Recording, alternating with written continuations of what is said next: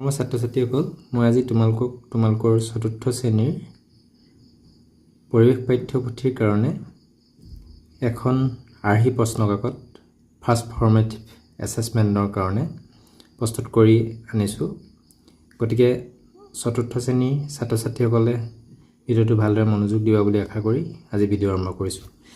আৰ্হি প্ৰশ্নকাকত শ্ৰেণী চতুৰ্থ বিষয় পৰিৱেশ, সময় থাকিব 1.5 ঘণ্টা আৰু মুঠ নম্বৰ হ'ব 50। এতিয়া চোৱাচোন 1 নম্বৰটো কি দিছোঁ, তলৰ প্ৰশ্নসমূহৰ শুদ্ধ উত্তৰ অনুযায়ী কাষৰ গোল চিনটো পূৰ কৰা। এই প্ৰশ্নসমূহৰ শুদ্ধ উত্তৰ অনুযায়ী কাষৰ গোল চিনটো পূৰ কৰিব লাগে। কটো কি হ'ব, দিয়া হৈছে কোনটো প্ৰতিষ্ঠানে জুই লাগিলে জৰুৰীকালীন সহায় আগবঢ়ায়। 1টো দিয়া হৈছে অগ্নি আৰু আপতকালীন সেৱা কেন্দ্ৰ, 2 চিকিৎসালয়, 3 আৰক্ষী চকী, 4 বেংক। ইয়াৰ শুদ্ধটো 1 হয়, সেইকাৰণে আমি কি দিব লাগিব, 1টোত আমি গোল কৰিব লাগিব। এইটোত আমি কি কৰিম, গোল কৰিম। এইটো তোমালোকে নিজে ভালকৈ এইটো গোটেইটো গোল কৰিবা সম্পূৰ্ণকৈ। মই এটা কৰি দিছোঁ তোমালোকৰ এইটো ইয়াক গোল কৰি আমি এনেধৰণে সম্পূৰ্ণকৈ গোল কৰিম। এইটো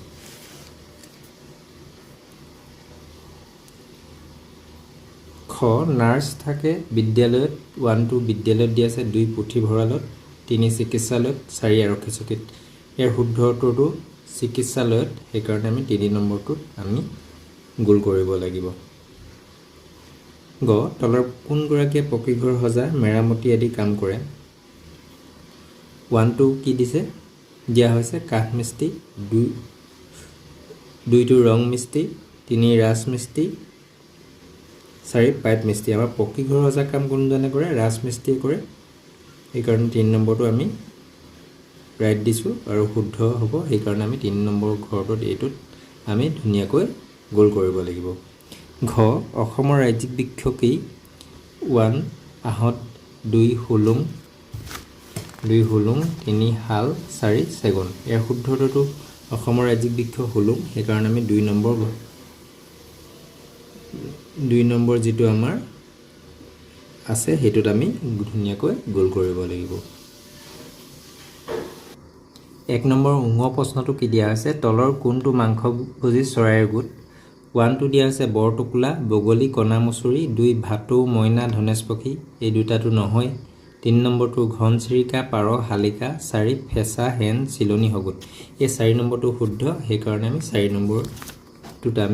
4 নম্বৰ যিটো আছে এইটোত আমি ধুনীয়াকৈ গোল কৰিব লাগিব। তোমালোকে নিজেই গোল কৰিবা।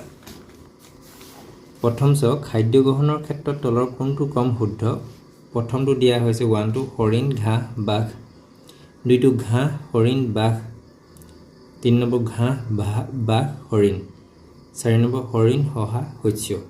এতিয়া ইয়াৰ কোনটো শুদ্ধ হ'ব, খাদ্য গ্ৰহণৰ ক্ষেত্ৰত ঘাঁহক হৰিণে খায়, হৰিণক বাঘে খায়, এইটো শুদ্ধ হ'ব, 2 নম্বৰটো শুদ্ধ হ'ব। এতিয়া আমি 2 নম্বৰটোক ধুনীয়াকৈ আমি গোল কৰিব লাগিব।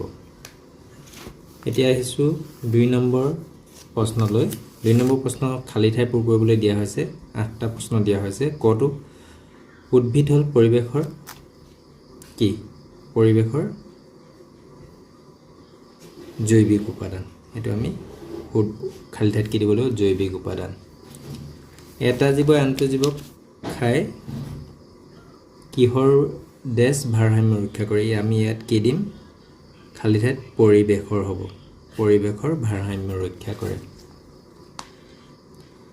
গ, চৰাইক শিপিনী চৰাই বোলে, এইটো কি হ'ব, টুকুৰা চৰাই।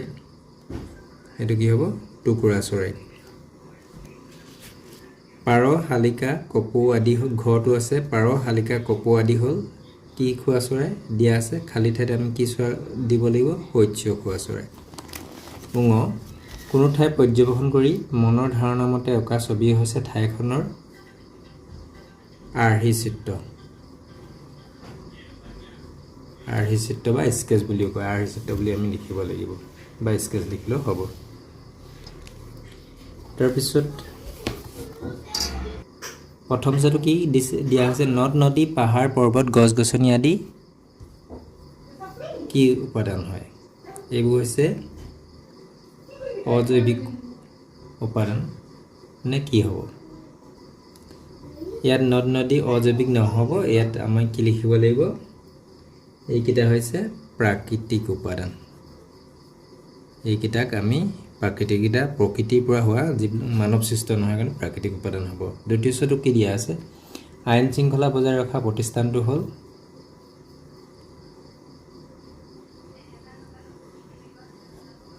আৰক্ষী চকী বা থানা গ্ৰন্থাগাৰিক ক'ত থাকে গ্ৰন্থাগাৰত বা আমি পুথিভঁৰালত বুলিও লিখিব পাৰোঁ ইয়াত 3 নম্বৰ প্ৰশ্নটো কি দিয়া আছে ক অংশৰ লগত খ অংশ মিলোৱা 4টা দিয়া আছে 4 নম্বৰ দিয়া আছে ক অংশ লগত খ অংশ ধৃতৰাজ এবিধ পৰিভূমি চৰাই এইটো আমি পৰিভূমি চৰাই নলখাগৰি এবিধ উদ্ভিদ উট এবিধ প্ৰাণী মৌমাখি এবিধ পতংগ এনেধৰণে আমি মিলাব লাগিব 4 নম্বৰ সম উত্তৰ লিখিবলৈ দিয়া আছে এটা শব্দ লিখিবলৈ উত্তৰ লিখিলে হ'ব 7টা দিয়া আছে 7 নম্বৰ দিয়া আছে 1 নম্বৰকৈ ক চহলা বিল ক'ত অৱস্থিত এইটো উত্তৰটো আমি কি লিখিব লাগিব উত্তৰ কটো হ'ব কাজিৰঙাত খ এবিধ মাংসভোজী প্ৰাণীৰ নাম লিখা এবিধ মাংসভোজী প্ৰাণীৰ নাম কি হ'ব বাঘ তোমালোকে আৰু বেলেগো লিখিব পাৰা গ এটা মানৱ সৃষ্ট উপাদানৰ নাম লিখা মানুহে সৃষ্টি কৰা উপাদান কি হ'ব গটো উত্তৰ হ'ব বাটপথ ঘ সমাজৰ প্ৰাথমিক গোটটো কি উত্তৰটো কি হ'ব সমাজৰ পৰিয়াল সমাজৰ প্ৰাথমিক গোটটো পৰিয়াল হয় আমি পৰিয়াল বুলি লিখি দিলে হ'ব উঙ ডাকঘৰৰ যোগেদি কি আদান প্ৰদান কৰা হয় উত্তৰটো কি হ'ব চিঠিপত্ৰ প্ৰথম ছ প্ৰাগলি খোৱা এবিধ প্ৰাণীৰ নাম লিখা উত্তৰটো কি হ'ব গৰু দ্বিতীয় ছ পতংগৰ ঠেং কেইখন উত্তৰটো হ'ব 6খন 5 নম্বৰটো কি দিয়া আছে তলত দিয়াবোৰ বুজাবলৈ মানচিত্ৰ ব্যৱহাৰ কৰা সাংকেতিক চিহ্নবোৰ অংক কৰা এতিয়া তলত দিয়াবোৰ বুজাবলৈ মানচিত্ৰত ব্যৱহাৰ কৰা সাংকেতিক চিহ্নবোৰ অংকন কৰিবলৈ দিয়া হৈছে আন্তৰ্জাতিক সীমা খ ৰেলপথৰ কেনেকুৱা ধৰণৰ মানচিত্ৰত দিয়ে নৈ জিলা সদৰ ঠাই ৰাষ্ট্ৰীয় ঘাইপথ এই তোমালোকক লেসন নম্বৰ 2 পাঠ 2ত আছে এই সাংকেতিক চিহ্নকেইটা তোমালোকে চাবা এইকেইটাৰ পৰা এই যেনে ধৰণে আন্তৰ্জাতিক সীমাটো কেনে ধৰণে হ'ব এইটো আন্তৰ্জাতিক সীমা এনে ধৰণে এইটো আঁকিব লাগিব এইকেইটাও ঠিক তেনে ধৰণে ইয়াৰ পৰা চাই আঁকিবলৈ যত্ন কৰিবা 6 নম্বৰ প্ৰশ্নটো কি দিয়া আছে ক পৰিয়ালক সমাজ গঠনৰ আধাৰ বুলি কিয় কোৱা হয় 2 নম্বৰ আছে পৰিয়ালক কিয় কোৱা হয় সমাজ গঠনৰ এটা আমি কেনে ধৰণে কৰিব লাগিব উত্তৰটো আমি এনে ধৰণে কৰিম শিশুৱে সামাজিক নীতি নিয়ম বা আইন কানুন সম্বন্ধীয় প্ৰাথমিক শিক্ষা নিজ পৰিয়ালৰ পৰাই আহৰণ কৰে লগতে পৰিয়ালত মৰম চেনেহ সহায় সহানুভূতি দায়িত্ববোধ সহযোগিতা আদি সামাজিক গুণৰো বিকাশ ঘটে সেইবাবে পৰিয়ালক সমাজ গঠনৰ আধাৰ বুলি কোৱা হয় খটো কি দিয়া আছে 6 নম্বৰ আৰ্হি চিত্ৰ বা স্কেচ কাক বোলে উত্তৰটো আমি কেনে ধৰণে লিখিম কোনো ঠাই পৰ্যবেক্ষণ কৰি মনৰ ধাৰণা মতে অঁকা ছবি সেই ঠাইখনৰ আৰ্হি চিত্ৰ বা স্কেচ বা সাংকেতিক চিহ্নবোৰ মানচিত্ৰত কিয় ব্যৱহাৰ কৰা হয় এইটো তোমালোকে নিজে কৰিবলৈ যত্ন কৰিবা 7 নম্বৰ পাৰ্থক্য লিখা দিয়া হৈছে দুটা দিয়া আছে 3 নম্বৰকে 6 নম্বৰ ক প্ৰাকৃতিক উৎপাদন নাইবা মানৱ সৃষ্ট উপাদান মই তোমালোকক হিন্টছটো দি দিছোঁ প্ৰাকৃতিক উপাদান আৰু মানৱ সৃষ্ট উপাদানৰ পাৰ্থক্য বুলি লিখিবা ভাগ কৰি ল'বা প্ৰাকৃতিক উপাদান আস্তানি তাৰপিছত মানৱ সৃষ্ট উপাদান ধৰণে লিখিবা প্ৰাকৃতিক উপাদানবোৰ কি হয় প্ৰকৃতিৰ পৰা পোৱা যায় আৰু মানৱ সৃষ্ট উপাদানবিলাক যেনে প্ৰাকৃতিক উপাদানৰ উদাহৰণ প্ৰাকৃতিক উপাদান নদ নদী এই পাহাৰ পৰ্বত তেনেধৰণে লিখিবা উদাহৰণৰ সৈতে আকৌ মানৱ সৃষ্ট পৰিৱেশ উপাদানৰ যিটো থাকিব তাত লিখিবা যে মানুহৰ দ্বাৰা সৃষ্ট উপাদানবোৰকে মানৱ সৃষ্ট উপাদান বোলে যেনে ঘৰ দুৱাৰ ৰাস্তা ঘাট এইবিলাক হৈছে মানৱ সৃষ্ট উপাদানৰ উদাহৰণ এনেধৰণে ধুনীয়াকৈ লিখিবা খটো তৃণভোজী আৰু মাংসভোজী প্ৰাণী সেইটো তোমালোকে নিজে লিখিবা তৃণভোজী আৰু মাংসভোজী প্ৰাণী পাৰ্থক্য হ'ল বুলি তৃণভোজী প্ৰাণীবিলাকে ঘাঁহ বন খায় জীয়াই থাকে যেনে গৰু ছাগলী উদাহৰণ দিবা মাংসভোজী প্ৰাণীবিলাকে তৃণভোজী প্ৰাণীবিলাকক মাংস হিচাপে খাদ্য হিচাপে গ্ৰহণ কৰি জীয়াই থাকে যেনে বাঘ সিংহ এনেধৰণে লিখিবা 8 নম্বৰ প্ৰশ্নটো কি দিয়া আছে উদ্ভিদ আৰু প্ৰাণী পৰস্পৰ নিৰ্ভৰশীলতাৰ সম্পৰ্কে তিনিটা বাক্য লিখা এইটো 3 নম্বৰ দিয়া আছে আমি এটো কেনে ধৰণে লিখিম আমি এনে ধৰণে লিখিবলৈ উদ্ভিদ আৰু প্ৰাণী পৰস্পৰ নিৰ্ভৰশীলতাৰ সম্পৰ্কে তিনিটা বাক্য হ'ল বুলি লিখি লবা তাৰ পিছত লিখিব লাগিব এনেকে উদ্ভিদে এৰি দিয়া অক্সিজেন প্ৰাণীয়ে উশাহত ব্যৱহাৰ কৰে এটো 1 নম্বৰ 2 নম্বৰ প্ৰাণীয়ে নিশাহত এৰি দিয়া কাৰ্বন ডাই অক্সাইড উদ্ভিদে খাদ্য প্ৰস্তুত কৰাত ব্যৱহাৰ কৰে 3 উদ্ভিদে প্ৰাণীক খাদ্য আৰু বাসস্থান প্ৰদান কৰে এটো 3 নম্বৰ এনে ধৰণে আমি তিনিটা উদ্ভিদ আৰু প্ৰাণী পৰস্পৰৰ বাক্য লিখিব পাৰো পৰস্পৰ নিৰ্ভৰশীলতাৰ সম্পৰ্কে বাক্য লিখিব পাৰো